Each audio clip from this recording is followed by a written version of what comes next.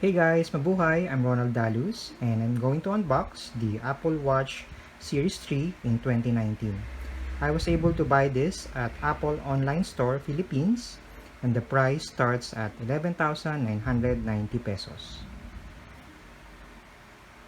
And just to let you know na yung mga Apple devices and accessories na binebenta pala sa Apple Store Philippines are coming from Singapore. Kaya nagulat ako kasi akala ko dito sa atin manggagaling yung in-order ko. Kasi first time ko din umorder sa kanila. Wala kasing stock sa mga local stores dito sa atin nung Apple Watch variant na gusto ko. Actually, nag-place ako ng order nung September 17 pa. At ngayon ko lang dumating yung order which is October na. So, inabot din siya ng mga 15 days. Bali yung free shipping pala is handled by DHL Express. Medyo kinabahan pa nga ako kasi akala ko may mga additional na babayaran pa ako kasi dumaan pa siya sa customs. So, pero butin lang wala na. And matagal ko na rin talaga gustong magkaroon ng Apple Watch kaso namamahalan talaga ako sa kanya. So, buti na lang nagkaroon ng huge price drop itong Apple Watch Series 3. Kasi meron ng bago ulit yung Apple Watch Series 5. Yung Apple Watch Series 4 naman, kasi halos parehas lang daw sila ni Series 5. May mga konting improvement lang. Kaya ginawa ni Apple, diniscontinue niya na si Series 4. Pero may mga binebenta pa rin naman dito sa atin ng Series 4. Kaso, even though nag-price drop na rin si Series 4, medyo namamahalan pa rin talaga ako. So, for me, mas pinili ko talaga yung Series 3, mainly because of its price.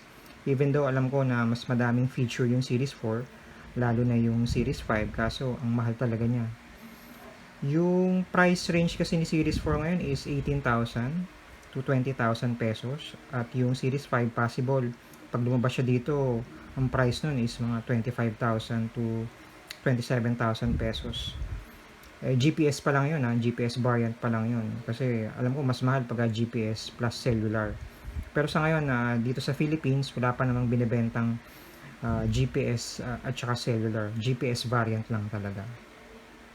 And then, if you're planning to buy an Apple Watch din, itong Apple Watch Series 3, this requires at least you own an iPhone 6s or later with iOS 13.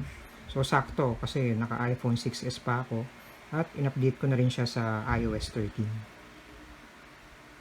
And to be honest, hindi ako masyadong familiar sa mga smartwatch kasi commonly, ang mga binibili ko lang kasi smartphones or tablets, so hindi sila masyadong mahirap i-operate. So ito, this is new to me, itong smartwatch, and hopefully sana maging okay naman yung experience ko ito sa Apple Watch. And siguro kailangang aralin ko pa rin, do some additional research on how to use this watch.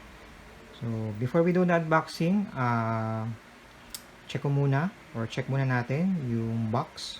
So makikita nyo, hindi ko pa siya natatanggal dun sa mismong box nung dineliver siya sa akin.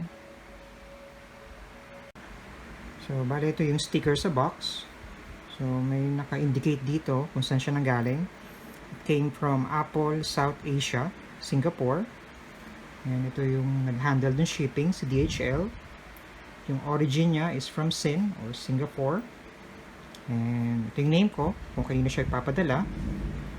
And may nakalagay din dito na lithium-ion batteries in compliance with Section 2. And it weighs 0.32 kilograms.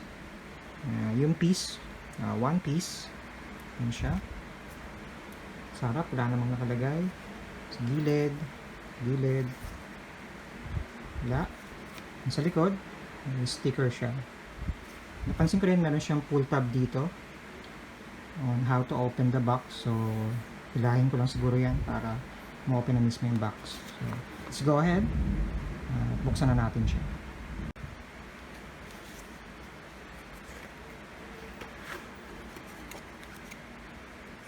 Ito na mismo yung box ng actual na Apple Watch.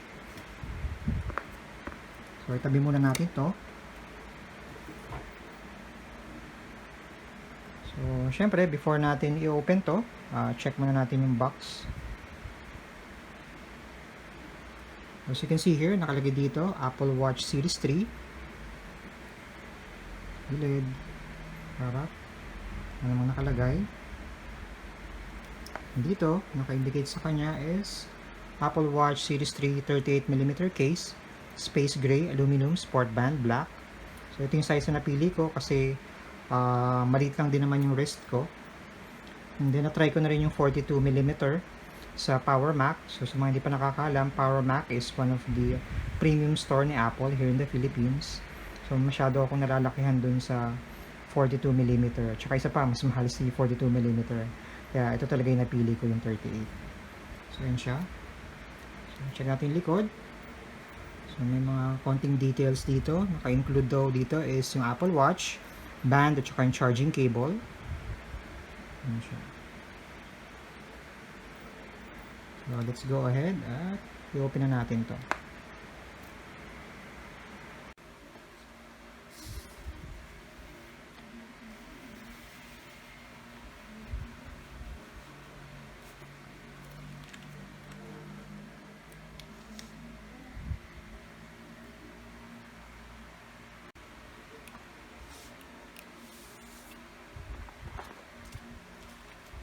So ito yung quick start guide o yung manual.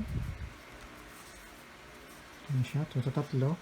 Probably iba yung language ng dalawa.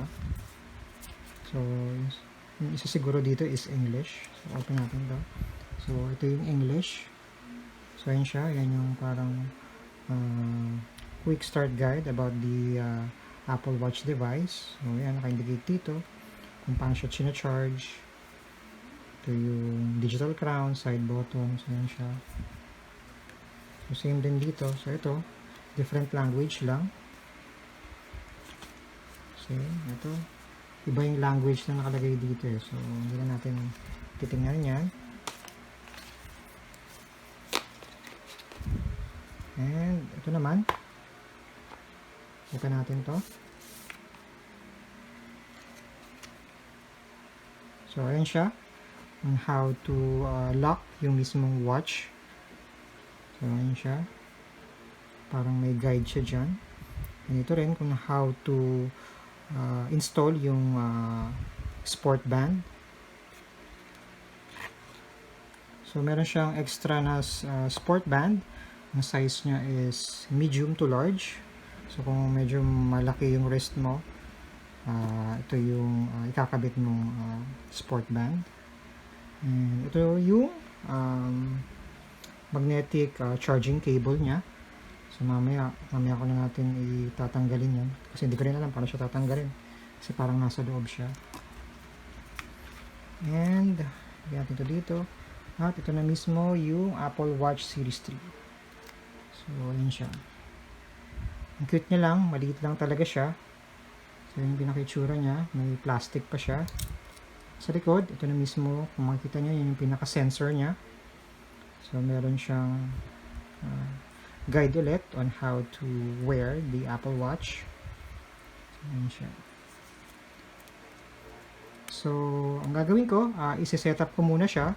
Then, after kong i-set up, ipapakita ko sa inyo mismo kung ano yung itsura niya once na natapos ko na siyang i-set up.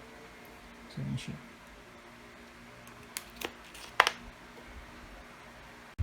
And before ko nga pala siya i-set up, nakalimutan kong ipakita sa inyo yung mismong watch without the plastic. So, sobrang excited ko kasing i-set up na siya. So, sa ngayon, tanggalin natin yung pinaka-plastic ng watch.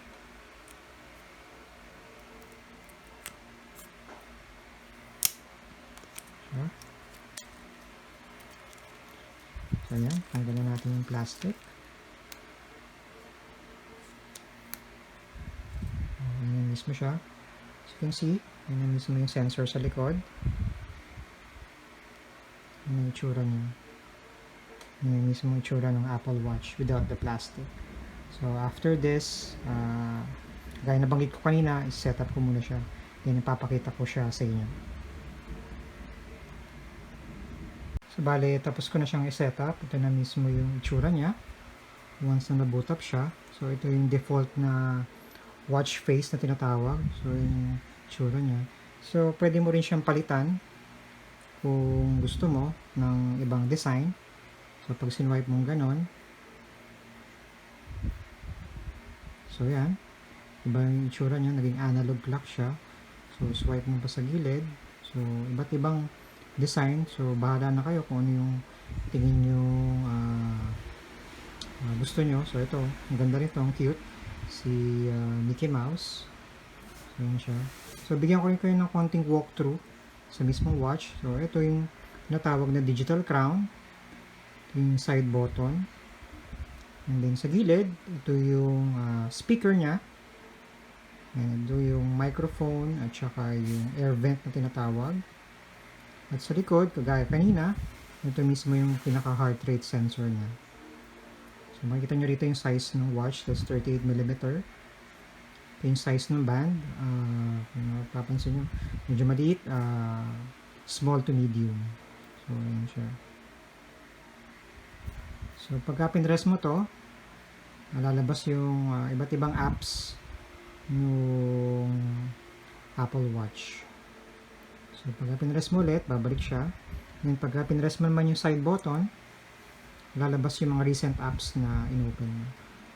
So far, yun pa lang yung alam ko. So, re-reviewin ko pa siya, pag-aaralan ko pa kung how to use this. So, if you're really interested to buy this watch, I would advise na i-check nyo muna yung availability niya sa mga local stores dito sa atin. Pero kung wala talaga kayong makita, siguro that's the time na umorder na lang siguro kayo sa Apple Store Philippines. Yun nga lang, kailangan nyo pang mag-create ng account, kailangan din ng credit card doon, tsaka there's a possibility na matagalan din yung delivery niya. So, yun lang. Anyways, I hope you like this video. Thank you for watching and have a good one.